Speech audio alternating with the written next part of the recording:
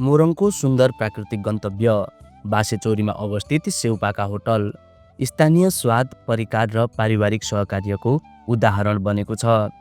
शर्मिला धिमालद्वारा सञ्चालित यो होटलमा ढुङ्गामा पोलेको मासु, बङ्गुर र कुखुराको सेकुवा, अर्ग्यानिक कोदोको तोङ्बा, घरेलु पेय पदार्थ तथा अन्य परिकारहरू विशेष रूपमा पाइन्छन्।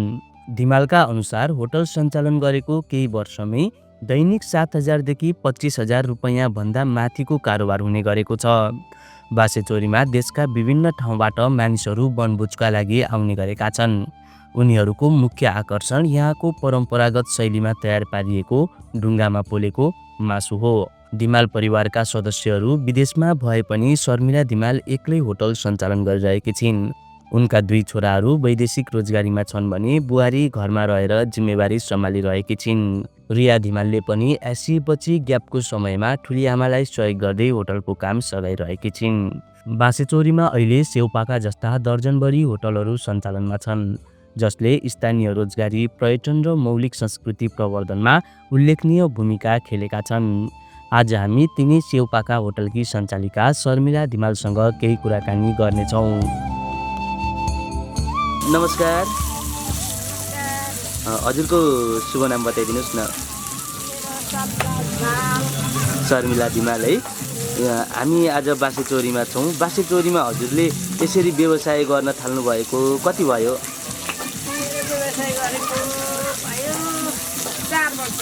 4 वर्ष जति भयो है।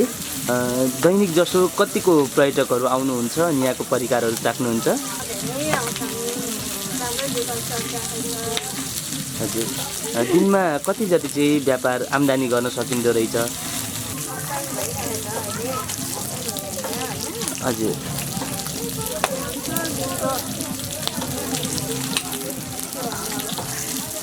कति जति हुन्छ त्यति हिसाब राखेको भनिदिनु न। एक दिनमा 15-20 हजार नर्मल व्यापार भएको बेला 15-20 हजार हुन्छ है। के कुन बार चाहिँ एकदम बढी बिक्रीहरू हुन्छ पसलमा?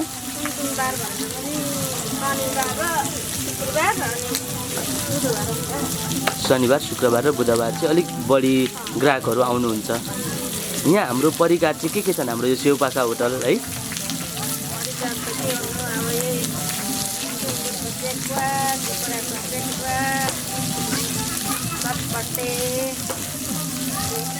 त्यस्तै छ है। अनि अहिले त गर्मी महिना पनि लाग्यो, आगोमा काम गर्दा कतिको गाह्रो हुन्छ?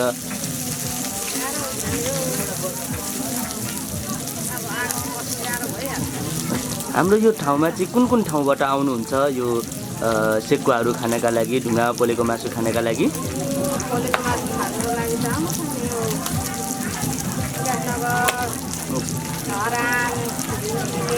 हजुर,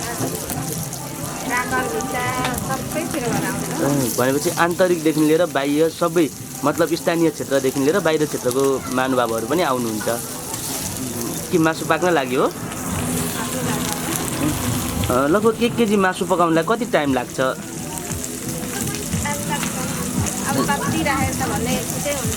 हजुर,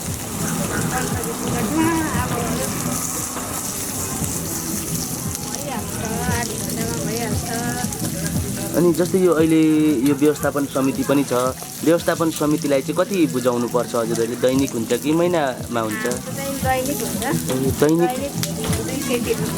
दैनिक 200 तिर्नुपर्छ है। अनि जस्तै बासेचौरीमा यसरी मासु खान आउने ग्राहकहरूको लागि, आगन्तुकहरूको लागि चाहिँ के सेवा सुविधाहरू रहेका छन् यहाँबाट? होटल व्यवसायहरूले दिने सेवा सुविधाहरू? हजुर, हजुर,